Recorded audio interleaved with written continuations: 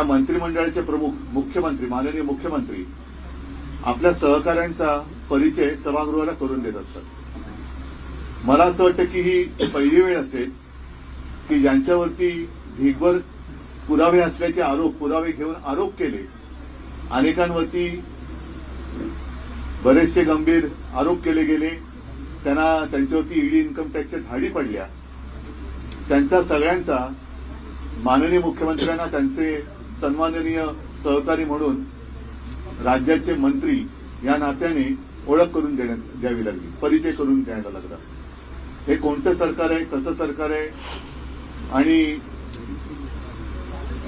माननीय मुख्यमंत्र्यांनी एक काळ असा होता की आपद धर्म काय शाश्वत धर्म शपथ नाही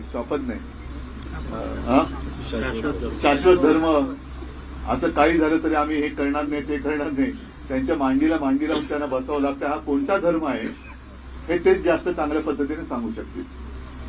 थोडक्यामध्ये राज्याच्या विधिमंडळाचं अधिवेशन सुरू झाल्यानंतर जे प्रश्न घेऊन आम्ही सगळेच जण लढलो, ठीक आहे, आम्हाला सरकार स्थापन करता आलं नाही, त्यांनी सरकार स्थापन केलं। आता माझी मागणी अशी आहे की प्रत्येकाने आपापल्या जाहीरनाम्यामध्ये आमचं सरकार आलं असतं तर आम्ही केलं असतं। या सरकारने एक योजना जाहीर केली होती, लाडकी बहीण।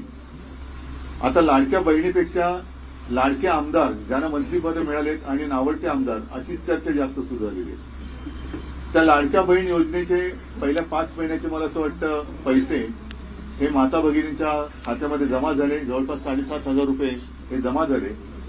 दरम्यान निवडणूक आयोगाच्या माध्यमातून असं मला वाटतंय की पुढचे पैसे वाटायला लागू नये म्हणून या सरकारने स्थगिती आणली। आता निवडणूक झालेली आहे, आचारसंहिता संपलेली आहे। जसं निवडणुकीच्या आधी महिलांची मतं मिळवण्यासाठी ही योजना आणली गेली आणि त्यांच्या खात्यामध्ये पैसे दिले गेले, ती योजना तात्काळ सुरू केली गेली पाहिजे। आणि 1500 नव्हे तर हेच महायुती म्हणाली होती की 2100 रुपयांनी